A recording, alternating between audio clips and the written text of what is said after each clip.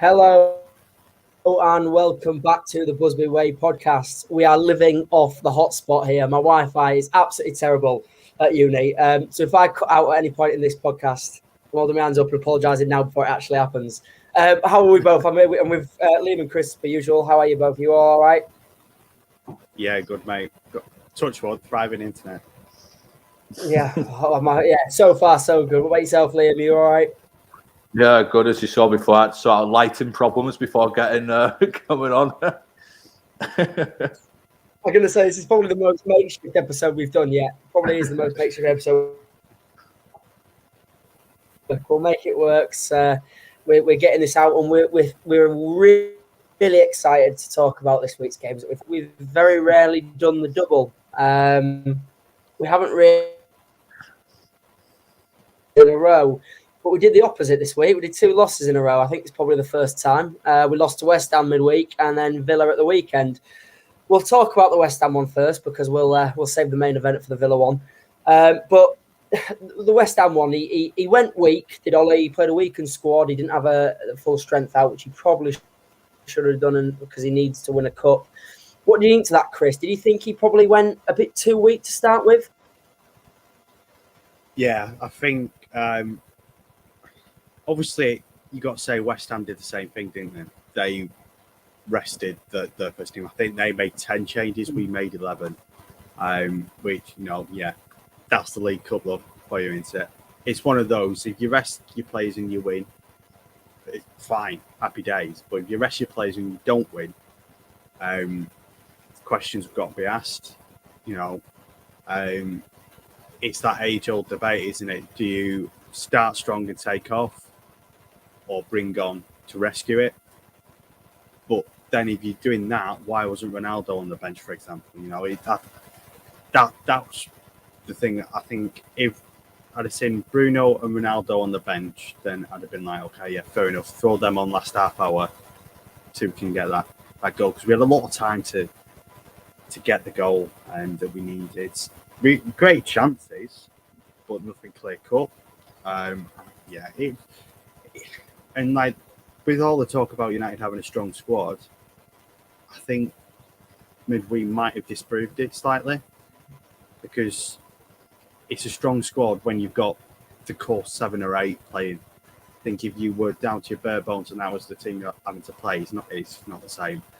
And some performances were just not good enough. So in hindsight, I think if Ollie had his time again, I think he'd have gone strong. Because it's another trophy we could have gone on to win and get nowhere near, especially when we've reached semi-finals recently and only been denied by Man City, who just basically own the trophy now, don't they? It's extremely disappointing that we've exited a competition that really they'd have had a really good chance of winning if they'd have gone deep into it. Yeah, it's a shame because, like you say, it's probably a trophy that we could have gone on and won, especially with it being Ollie's first. It's a trophy. We were saying after the game, I was there on Wednesday, and we were saying, they're type of games you need to be winning if you want to be winning a trophy this year. You can't be going out in the first round of the Carabao. It doesn't make sense. There was 2 players' names getting thrown around on Twitter, Liam. I don't know if you saw. Took one for a good reason, one for a bad reason. Donny van der Beek. Actually, did he play a full game? Yeah, he played all the way to 90, didn't he? He played full 90. I thought he was very good. Good to see him get a chance. Good to see him get a look in. And then the other one on the flip side was Anthony Martial. Now, I know we've spoken about him multiple times on it, and I thought I'd throw this question to you, Liam, because we know what your opinion on Martial is. But is that him done at United now? Because I think for me personally, he looked lazy. He looked like he couldn't be bothered at times. What do you think's next for Martial? Do you think that's probably it for his run in the first team? Yeah, I mean, it was very unimpressive to say the least, wasn't it? When the lineup first came out, I thought, well, that's a bit of an interesting one to see how we cope. We seemed to line up several attacking midfielders, and Van der Beek sort of, got the mix. Mata, Lingard. I actually thought the majority of the team played relatively well, apart from putting Maboa in it. Something that was very frustrating, though, is Martial's movement. You've not even made the West Ham defenders work for the money. You've literally just given him a free game. It was awful in terms of his overall output going forwards. He had a chance early on where he got it under his feet, and instead of just lashing it across goal with his left foot, he did some tame topo. And yeah, it was a complete and utter waste of time of having him on the pitch in general throughout the game. Because if you're not going to run or make the runs, there was times in the second half where we could have counterattacked, and when you get in a counter-attack as a Man United player against a team like West Ham who have banked the defence up and made it a really firm unit to try and get through, and when their defence is a bit unorganised from a counter-attack, you have to be running like an Olympic sprinter. You can't just sort of jog and expect things to happen. And I felt as though in that game throughout, I felt as though too much of our play was to the feet. Now Greenwood came on, and obviously Van der Beek put a pass over and behind straight away as soon as Greenwood came on, and he probably should have scored. But that's the expectations that we have of Mason. He's so good at finishing that it feels as though he'll finish every single chance we get. But ultimately, yeah, I felt the lineup wasn't particularly one that I favoured, but I felt as though some lads did well, some lads didn't. I think Diogo Dalot was pretty good throughout the whole game. He probably showed us a little bit what we don't have in Wan-Bissaka at times in terms of the attacking output down that wing. Alex Tellez, a bit of a shock. I don't think he should have been playing. I think he'd only been back training for 2 or 3 days, mind you.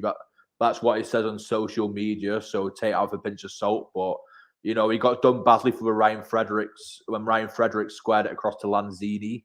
And, that was obviously bad by a midfield. But at the same time, if Donny doesn't go out to try and close a ball, then, it all sort of is a chain reaction of events. Tellez gets done, Donny goes out, Matic isn't there, bang, 1-0.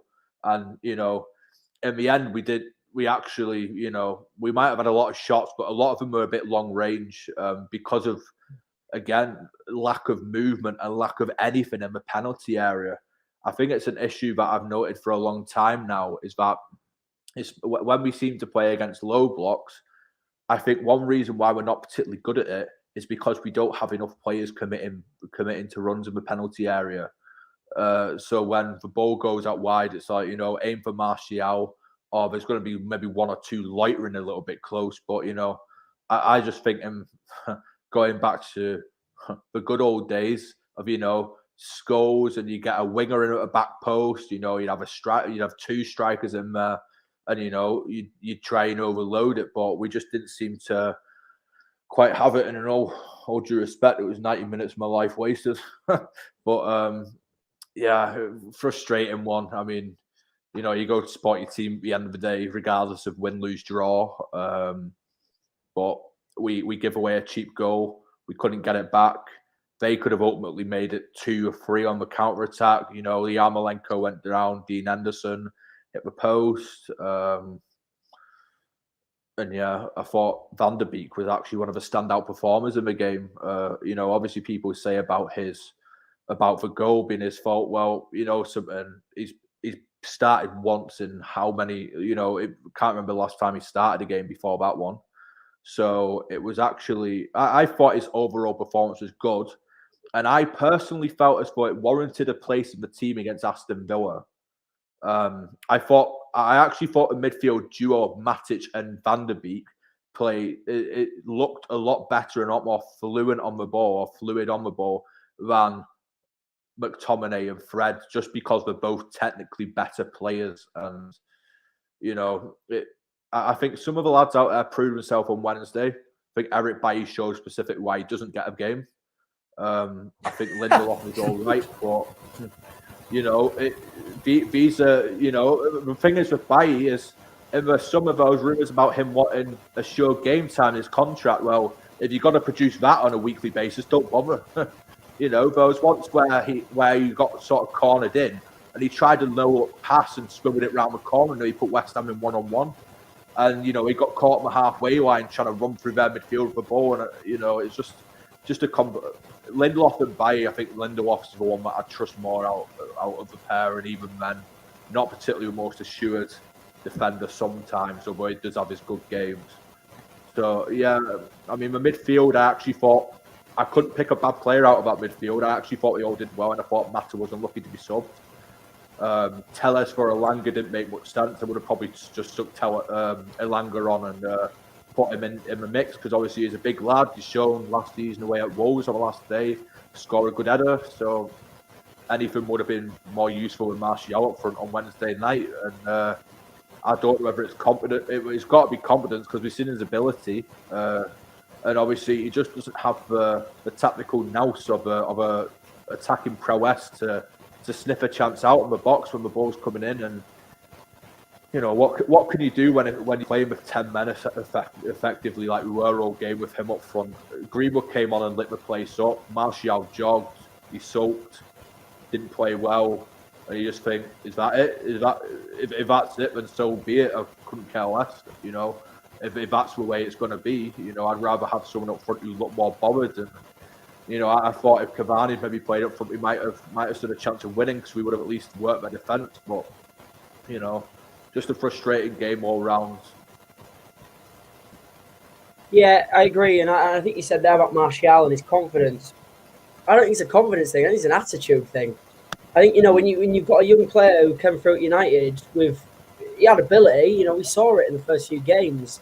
You know, when he took on in Liverpool, but then for him to all of a sudden lose it, for me, that's an attitude thing. I don't know if it's well, like you say, it's either a confidence or an attitude thing. I think it's one of the two.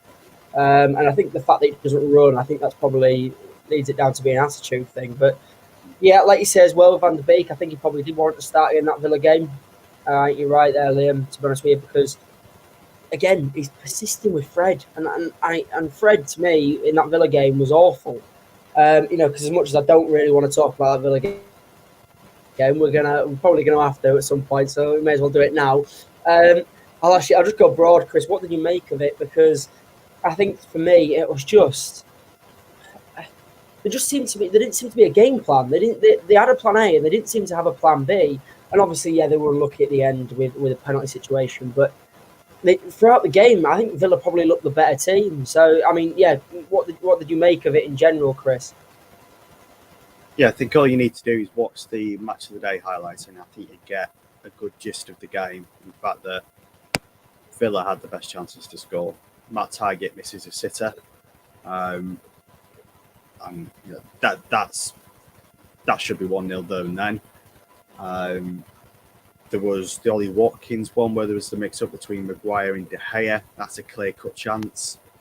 But then you're struggling to think of a situation where Martinez has been overly extended and not made a save that you'd expect a very good keeper to make.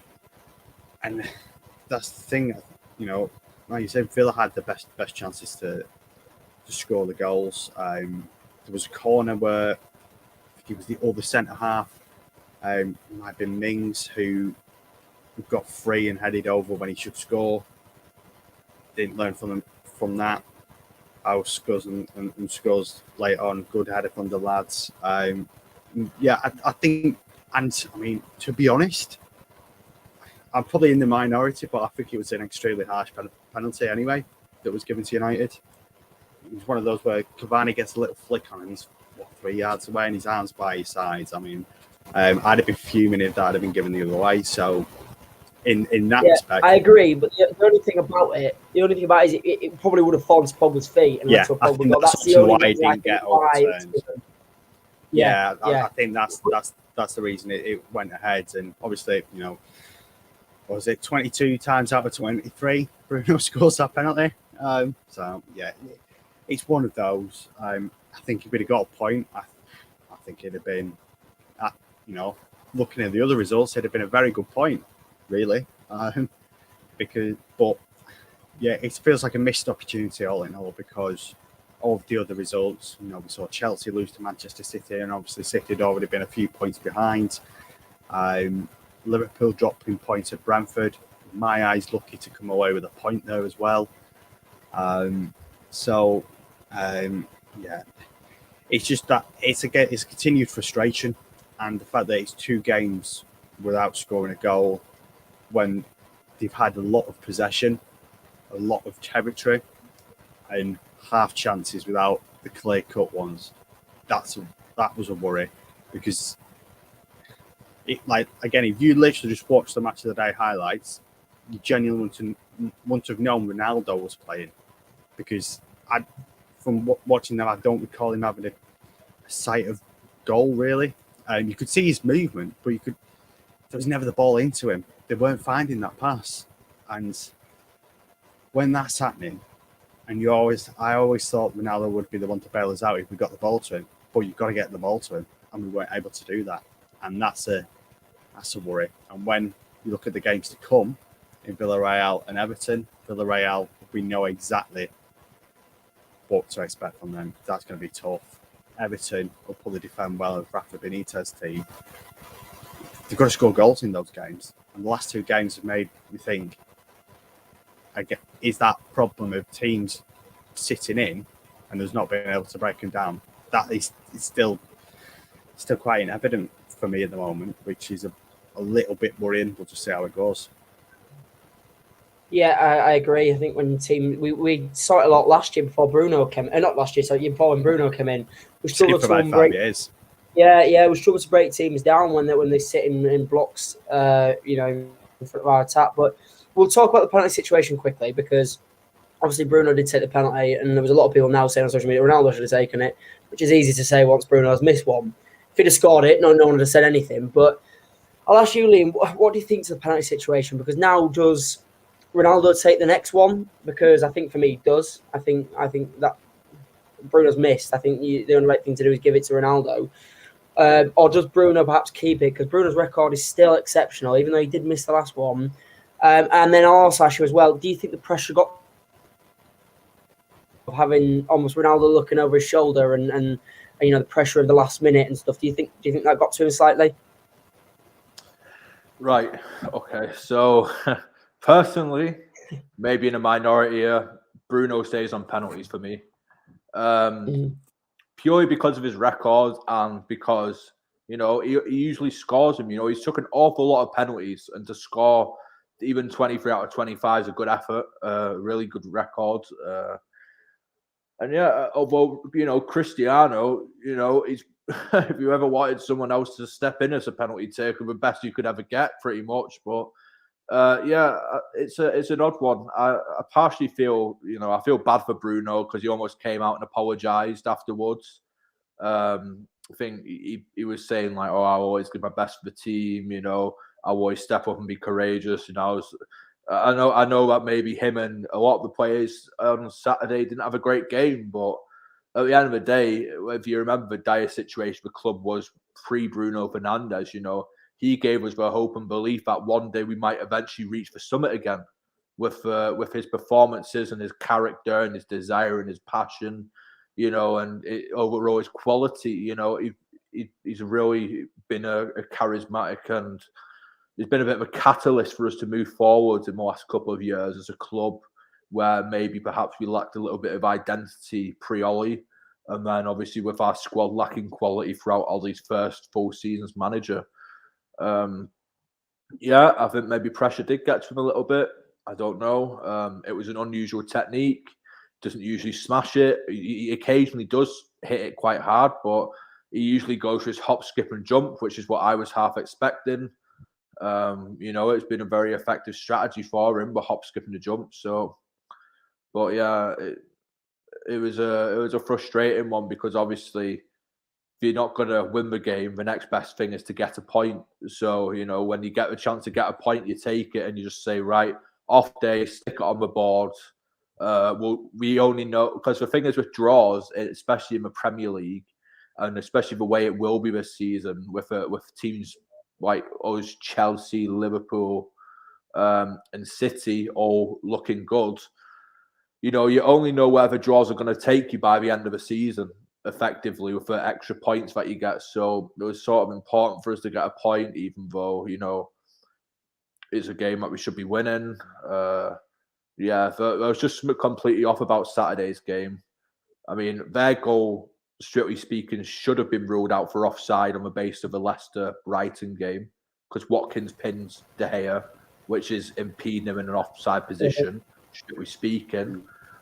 But at the end of the day, it's like Chris says, you know, the chances Target has to score that every day of the week. We've passed it straight to Watkins and put him 1-on-1. There's even one where Jacob Ramsey slips in the second half when, you know, they're playing around our penalty area. And I really did think for the third season running at Old Trafford, I thought John McGinn was excellent for Aston Villa. I thought he was excellent. You know, he was just so... He's one of those players, you know. He's a nasty little player who's, you know, he's like a bee in a car bonnet. You know, he's absolutely buzzing all the way around the pitch. He's absolutely flying. You know, he's getting in for tackles, winning the ball back, pressing hard. You know, he's that's the third season in a row now. He's played really well at our ground. I've been impressed with him. You know, I felt. Would you take United? John McGinn? Would you take United? I don't know, because we're weird at the minute because we need the balance somehow in our midfield, and I don't think we'll ever. Part of me doesn't think we'll ever get out with Paul Pogba in the team if we're going to have to force him out on the left, because he doesn't quite work hard enough to be a central midfielder. You know, his best performances at Juventus came when he had, you know, Vidal, Marchisio, Pirlo, which that takes an awful lot to balance itself. And then at France, it was Kante. Kante got Danny Drinkwater a £40 million move to Chelsea. You know, you can't say much more than that as far as the testament goes. You know, Danny Drinkwater on his day is a good player. Don't get me wrong, but you know, Kante also brought the best out of Matic in his latter years at Chelsea too, and it's a real difficult situation because I felt throughout the whole game our midfield just looked completely lacked balance again, and something that was really glaringly noticeable because the guy who sits next to me in the scoreboard end said it to me. He went, "Have you noticed that the ball never goes through the middle of the pitch? It always goes Varane to Wan-Bissaka, short out. You know, it always seems to go down the channels as opposed to feeding it in." And I was like, "Yeah, you know, Smith, you're right." I was like, because we can't seem to get it through the midfield because Fred and McTominay, as much as I like the pair of them because they look like, you know, good personalities, they just don't think either of them cut it. I thought McTominay was actually the worst of the pair on Saturday. I thought Fred was the better. Yeah. I thought Fred actually in the second half, we had a 15-minute spell at the start of that second half where we couldn't get out of our own half. And I thought, wow, what have we said at half time? It's got worse. I thought the second half we'd be coming out of blocks flying, you know, and we just see Fred was the one who sort of initiated us to, you know, get hold of the ball, and it was just a really, really far below par performance, and it was quite concerning. I think Van der Beek, Matic is perhaps a way to go forward for now, but we don't have an instant fix of this problem until we find a solution in the transfer market, really, by the looks of it. And yeah, it was a real hard watch, and you know, I think the subs ultimately killed us a little bit with Shaw and Lindelof, or Shaw and Maguire both going off, because we got into a dilemma of Cavani or Sancho. And the way it turned out, you know, Cavani ends up marking Courtney Horse on the corner, Courtney House, who headers it into the goal, you know, when we've actually stubbed him on to score for us. And, you know, he comes on with 9 minutes to go, far too late again. But we didn't have a foothold on the initiative to win the game at that point, so we need him on another 10 minutes at least before. And again, Cavani went through a middle and Ronaldo went out on the left. He's 36. You know, he's not got the same old movement as, you know, 29-year-old, 30-year-old Ronaldo at Real Madrid who played on the left. So again, it was a case of maybe Sancho was the one to bring on at that point and to try and stretch the pitch, because we played this system last season where it was Rashford on the right instead of Greenwood, and it was horrific every time we played it. We drew 0-0 at Arsenal playing a real turgid style, and there was a lot of the games, even at Tottenham away, when we won 3-1, we pretty much played with that, and it was turgid until we sort of angrily reacted to our goal getting ruled out. And yeah, I think until Ollie managed to get a midfield balance right, there's going to be a lot of there's going to be some irritating games like this, but ultimately, like Chris said, we're 1 point off top. Of course, we've dropped points against Villa and Southampton. You don't want to be doing that. But Southampton have shown we can be awful by getting a point at City. Ultimately, we've just got to go to Villarreal at home, Everton at home, pick up 6 points, get ourselves in the international break, regroup, work something out, and we've got a gargantuan run of hard fixtures coming up.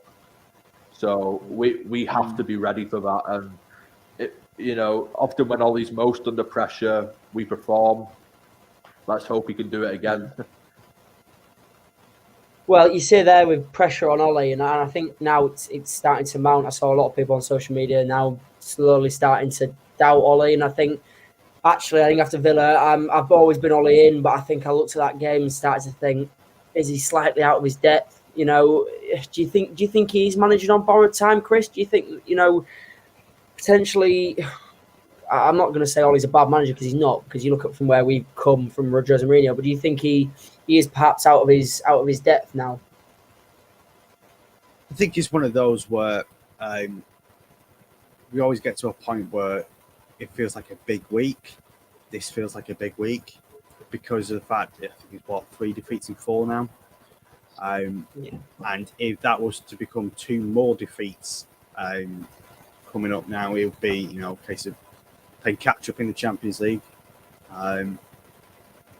relinquishing any initiative in the Premier League. Then you'd be like, okay, right, we're getting to the point where questions will be asked. Like Liam says, they do tend to respond when that sort of agenda starts to come out.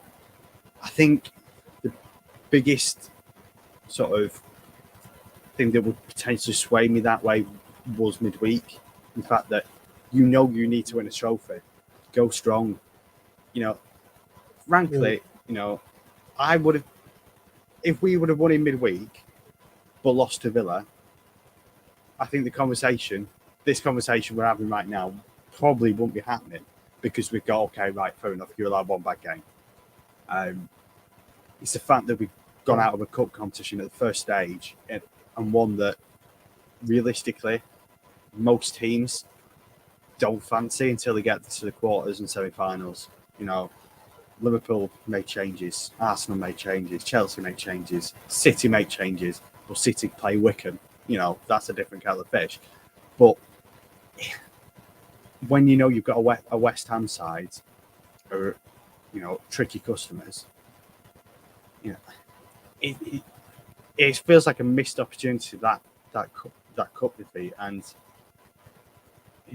when there's only so many trophies to win and they're all so competitive, Premier League's as competitive as it's ever been, genuinely 4 title contenders. Just get a trophy in the bag, and with the squad depth you could have made 5 changes for the West Ham game and still be very strong, because one of your changes could have been, say, for example, Sancho in, Van der Beek in, change one of the centre halves, change the goalkeeper. There's 4 changes.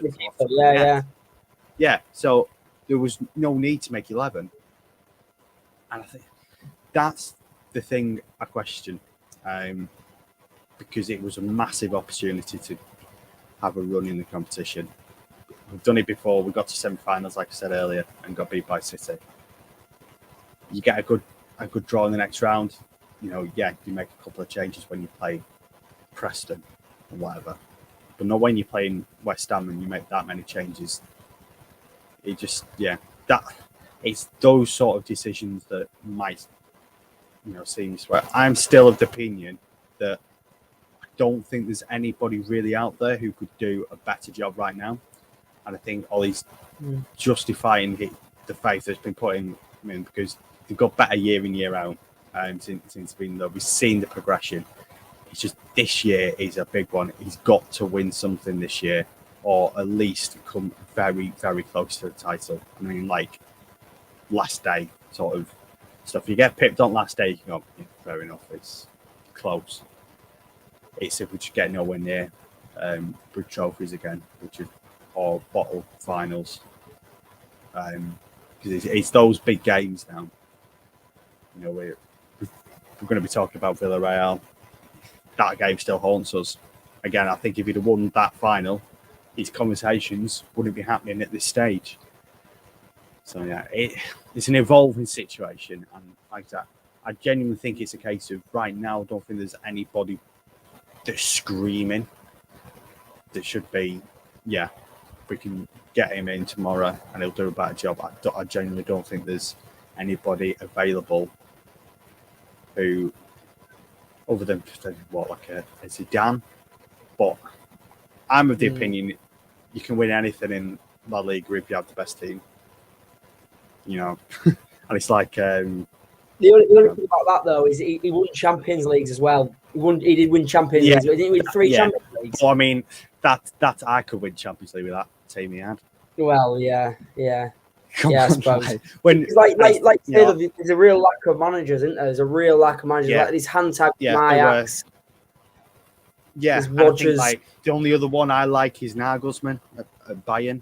But by going to Bayern, I mean, again, I could win league with Bayern. All three of us could win league with Bayern. Us three could play midfield for Bayern and still win it. Because they got the rest of the teams. The rest of the teams that good, and the Bundesliga ain't what it was. So Rodgers, I wouldn't mind Rodgers either. Rodgers would be interesting, I think, if he came in. Well, yeah, I think with him, he's.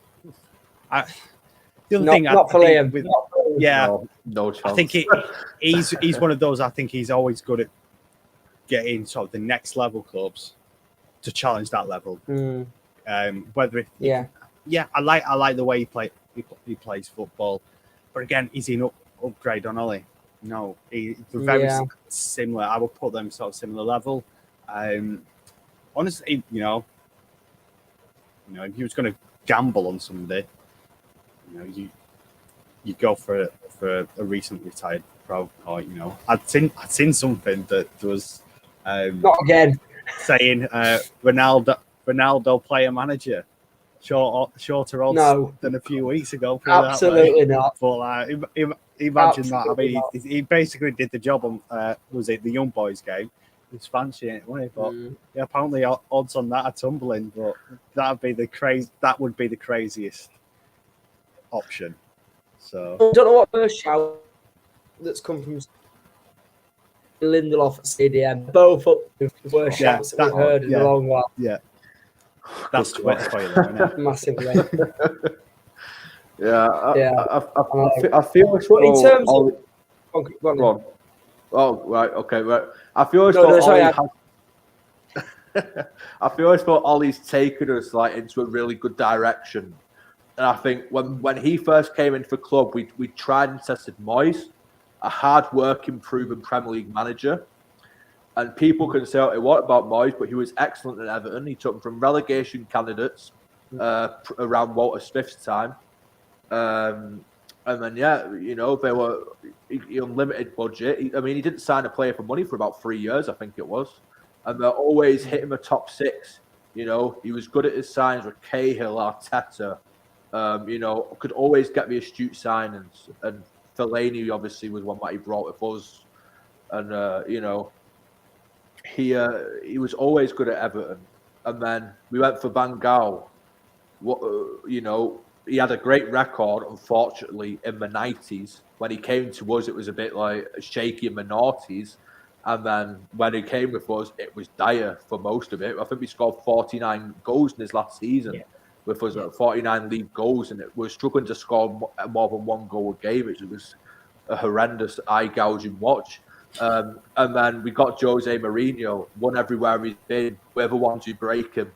Ibrahimovic won a league title everywhere he's been. We broke that as well by ultimately probably not being good enough in the market at the time. But, it was a weird time for the club again. But, I'll always be thankful that we won some things under them because obviously, we had some good times. We've got to remember those. And Ollie really, he took us at what felt, after that Liverpool game, it felt like a new low. When we got beat 3-1 at Anfield, Shaqiri done his only contributions in a Liverpool shirt, probably, and got Mourinho sacked, which, weirdly, whenever a manager gets sacked at our club pre-Ollie, there's almost like isn't it a relief? Things are going to start getting better. And I think this is the only time where things long-term have been better rather than a short burst of success and then going downhill.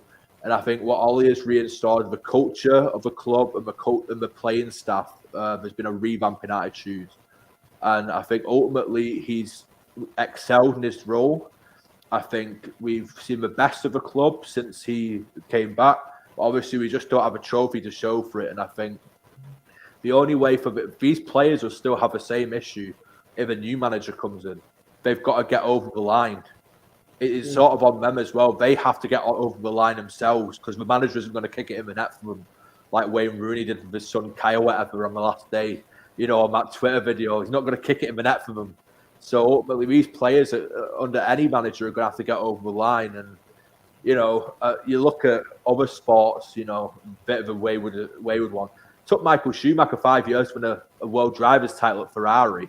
Sometimes it takes, a bit of time to get over the line. And it took Fergie a long time. I was just thinking that, arguably the greatest manager of all time. And Klopp, he was close to the sack twice. And Klopp got ridiculed because he went to cup finals and wasn't winning. And, then he eventually brought a Champions League and a Premier League home in back-to-back seasons, unfortunately for us. But, there's another example. And, sometimes with managers, it just takes time. And I think we have to try and win a trophy this season because obviously we're Man United. We're supposed to be competing, When we were kids, it was Fergie, and if we didn't win the league, it'll be an FA Cup or a League Cup. And when we sometimes won the league, because we only won the Champions League when we won the league with them, ironically. We weren't one of these clubs who could sort of, out of the blue, like Chelsea or Liverpool, win a Champions League without actually achieving what you set out to do in the league. Really, we have to try and get a trophy. And obviously last season, we had a couple of ones where City in the semi-final, we didn't turn up. Last year in the quarterfinals, we'd have got Southampton, had a chance to go to the cup final because we're a better team than Southampton. Although, they have been awkward and they can be good on their day. But, all we can do is we can just get behind the manager and hopefully they'll bring something home. I mean, we can't guarantee it this year. League Cup would have been a good chance because obviously a League Cup's where a lot of the shocks happen and it seems to be a very open competition every year for whoever. And that's the thing, like you say, the strongest team, we should have played a stronger team because ultimately teams drop out of the competition by losing games through narrow margins. You saw Tottenham at Wolves go to penalties, Chelsea and Villa go to penalties. Liverpool usually play a youth team in all the cups, so they usually just almost throw it in and go out. Obviously, City are great, but when people are sort of joking like, "Oh, this is City's tournament, and this and that," and it's like, well, ultimately, we don't want it to be City's tournament. We want to be going for everything ourselves. When I set off at the start of the season, I'm like, right, I want to see us win if we're in it. Community Shield, League, FA Cup, League Cup, Champions League, the lot. You want to win them all until you literally get knocked out and you can't win them. So, it was disappointing, but I think the only way for things to get better in the trophy winning front is to ultimately the players have to buck their ideas up and get over the line themselves. I think it's just it's a strange one as to why we haven't. I think we've been in decent positions a lot of the time. We've been in semi-finals that we could have won, final that we should have won. Certainly on paper and with the amount of possession we had, but again, like we could give another manager a chance like Conte, but because he's obviously a free one at a minute, but he just rips things up and goes for all the old players. It would be a complete detriment to the work that we put in to get to this stage. And other managers, Zidane, great manager, hasn't shown anything outside of Real Madrid, but again, Ollie hasn't actually won anything outside of Mulder. So, but ultimately, I think Ollie hopefully will get there. I think what we seem to have dismissed already is that under all of Ollie's seasons so far, we've hit a real purple patch where we've gone on a big run, where we've won consistently for ages, and it seems to never stop until you get a freak result like Sheffield United at home last season where we lost 2-1, or West Brom away 1-1. You know, we seem to always hit some weird form of stumbling block like that. But yeah, I think it'll be a telling time. I think ultimately we'll see the best of the players when we manage to sort out the midfield. But hopefully we can just find a way to get over the line. That's the main thing. Yeah, well, you said there, like, how important does that make this Wednesday then, Chris? Because, you know, Liam mentioned there about the cup competitions, and if we lose this Wednesday, we've then played 2 of our Champions League games with 0 points, and Villarreal will probably be on 4, and either I forget it was Atlanta or Young Boys will be on 4, or Young Boys will be on 6. You know, so it's a very difficult position to come back from. So surely that makes this Wednesday a huge game, surely. Yeah, I think it's a case of if we lose, we have to then win all 4 games to keep it in our hands. Because I think 4 wins gets you through the group 9 times out of 10. But by losing your first 2 straight away, you got no room for error potentially. But it's such a tough game because, you know, every time, you know, we don't play Villarreal that often, but every time we do, it's a struggle. I think it was back in the mid-noughties we played them, and I think we didn't score. And then obviously the final, it'll be a similar sort of game to that, I'd imagine. I don't think they're gonna go and go away from home. They'll take 0-0 straight away, won't they? A point away, you know, a point away in the hardest game of the group is a fantastic point for Villarreal. They will take that right now. Whereas United can't afford to drop points. They've got to at least win all 3 home games and pick up a result away from home. That's how these work. So yeah, I think it's a big game, and it just gets that momentum back. You know, if they can get that win, it sort of banishes a few hoodoos, doesn't it? You know, it gets the monkey off the back. To throw in another cliche, obviously, you know, the memories of the final. So, yeah, I think it's a big game on a couple of fronts, not just in the context of the Champions League, but sort of that revenge aspect, and it would also change sort of the momentum again.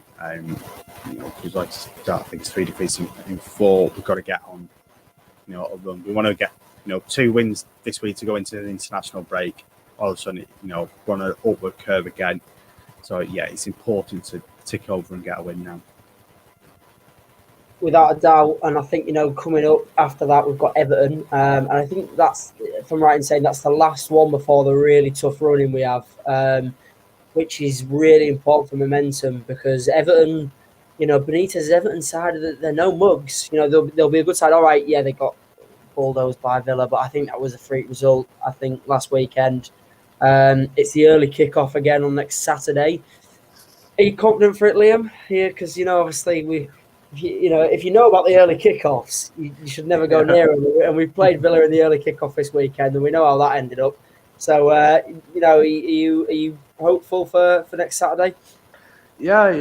I'm always hopeful whenever we're at home. I think the away games have been pretty turgid so far. I think, in all honesty, we've been a bit dodgy in all the away games. But yeah, at home at Everton, it is always a difficult game.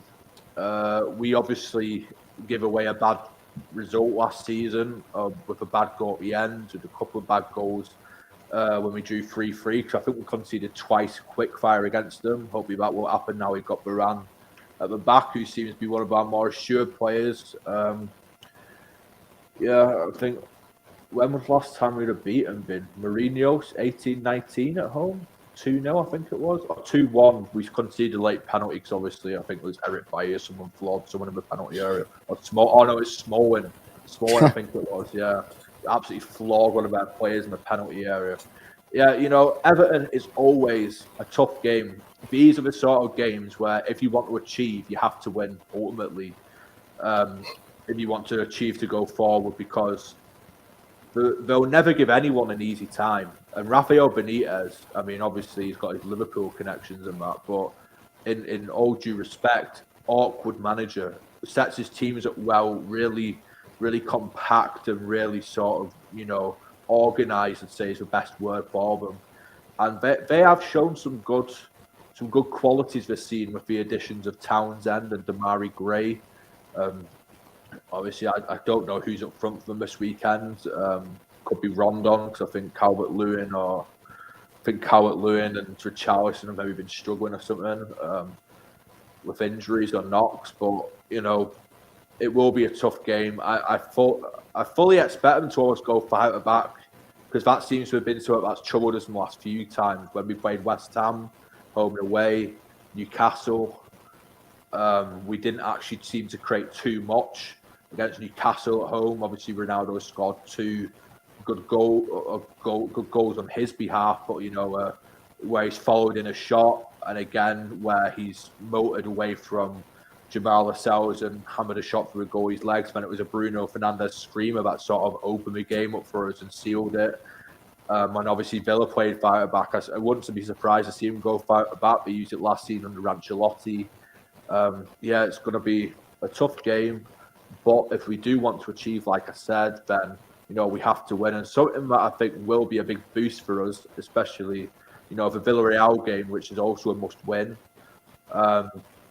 Is after the internationals, we should have this man back, Marcus Rashford, who last season managed 36 goal contributions in 57 matches. That'll be a nice boost to have for us, because obviously he was so key for us in the last, since Ollie's came in, he's been key for us. Even in his first full season, it was more or less Rashford would score or nothing, and Martial was, in a bit of a decent form then. So it'd be nice to have Rashford back, and hopefully we can start to look at a three up front maybe of Sancho, Rashford and Ronaldo, which would be nice. But, be tough against Everton. Villarreal must win. Got to win all the home games, I think, in the Champions League now after the slip up early on, and then get 3 points away at one of Atlanta or Villarreal will definitely be through, but obviously it's easier said than done. Atalanta are an awkward team. We obviously did Liverpool at Anfield last year. I think it was 2-0. We'll just have to see how that goes and try and put to bed the ghost of the Europa League final. Yeah, I agree, and I think the Saturday result will depend massively on that Villarreal result. I think if they slip up in midweek, I think it could be, it could be a poor performance on Saturday as well. But again, like you mentioned earlier, it's happened so many times where Ollie's gone for a purple patch, and we'll probably lose on Wednesday, but then go on a massive unbeaten run in the league. And it's we see it happen so many times last season. We saw it so many times, but and hopefully got Rashford coming back after the international break as well, which would be good. Get the full strength back, but we don't know on the return dates of Shaw and Maguire yet. I don't know if they've come out of how severe the injuries are. I know Maguire was his calf, but I don't know what Shaw's was. I saw him sit down, but I didn't see what he was holding. I don't know if you two saw. Did either of you see, or is it just... No, but he did go down a couple of times, didn't he? He did. It was like more than once. He went down a couple of times, and I remember the first time thinking, usually when Shaw goes down, it's curtains for him. Yeah. So, because he's one of those players who, when he's injured, it's usually, or when he goes down injured, you usually know because of his previous injury record. But you never know. This could give, I know he showed against West Ham, maybe a bit of lack of match sharpness, but this could maybe give Alex Tellez a good opportunity to prove himself. He's a good crosser of the ball as well, Tellez. So, maybe could provide some extra service for Cristiano. He's more than capable enough on his day, I'm sure. So, hopefully we get him back as soon as possible. But if not, it's a great opportunity for the other lads who haven't played as many games as they'd like this season. Definitely, and I will wrap it up there, lads, because I think we've been going for nearly an hour now, which is pretty good. We didn't think we'd be wanting to talk about Villa and West Ham too long, but we've been going for nearly an hour. So, pleasure. Thank you for joining me as per usual, lads. It's been a pleasure. If you haven't already, make sure you check out all the content that goes out on local TV, because some great articles, not just about the football, just in general. But yes, we should be back probably next Sunday again. We might be on Saturday night actually next week with us playing on a Saturday morning. So who knows? We don't know when we'll be back, but we'll be back soon. It'll be scheduled. You'll see it come up and you'll get a notification for it if you have them turned on. So thank you for joining, and goodbye.